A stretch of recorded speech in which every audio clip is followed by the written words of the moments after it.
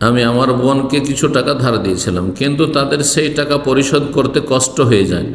এক্ষেত্রে আমি কি সেই টাকা পরবর্তীতে জাকাতের নিয়ত করে দিতে পারবো কি না, জানালে খুব উপকৃত হবে। সাদকা করে দেন, দিতে পারছেন না দান করে দেন তাদেরকে, আল্লাহ সন্তুষ্টের জন্য। নিজের আত্মীয় স্বজনকে দান করলে দ্বিগুণ নেকি পাবেন।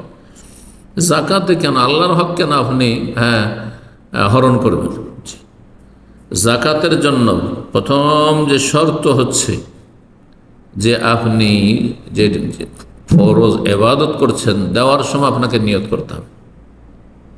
যখন দিয়েছেন তখন আপনি ধারের নিয়তে দিয়েছেন, আপনি ধারের উদ্দেশ্যে, জাকাতের উদ্দেশ্যে দেননি। সুতরাং যখন দিতে পারছেন না, ধার কর্জা পরিশোধ করতে পারছেন না, তখন সেটাকে আপনি মাইনাস করে দেবেন জাকাত থেকে। আল্লাহর হক নষ্ট করে ফরজ আদায় হবে না, জাকাত আদায় হবে না। শাইখ বিন ওসাইমিন রাহিমাহুল্লাহ এই ফতোয়াটি স্পষ্ট ভাষায় বলেছেন যে এইভাবে জাকাত হবে না। জাকাতের একটি তাআব্বুদ ইবাদত, ফরজ ইবাদত, তার জন্য নিয়ত শর্ত, ইন্নামাল আমালু বিন্নিয়াত। তবে কাউকে ধার দিয়েছেন, ধার দেওয়ার পরে আপনি হয় মাফ করে দেন, আল্লাহ কোরআনে এখানে বলেছেন যে ধার করার আয়াত রয়েছে তাতে।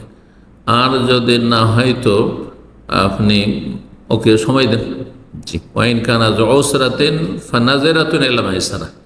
আল্লাহ বলছেন যে যদি যাকে ধার দিয়েছেন আপনি, ঋণগ্রস্ত ব্যক্তি, যুসরা অভাবী হয়, আর্থিক সংকট তার থাকে, ফানাজিরাতুন ইলা মাইসারা, তাহলে তার সচ্ছলতা পর্যন্ত তাকে অবসর দাও। ঠিক আছে ভাই, আর কতদিন সময় লাগবে? 6 মাস। আর কত সময় লাগবে? 1 বছর, 2 বছর?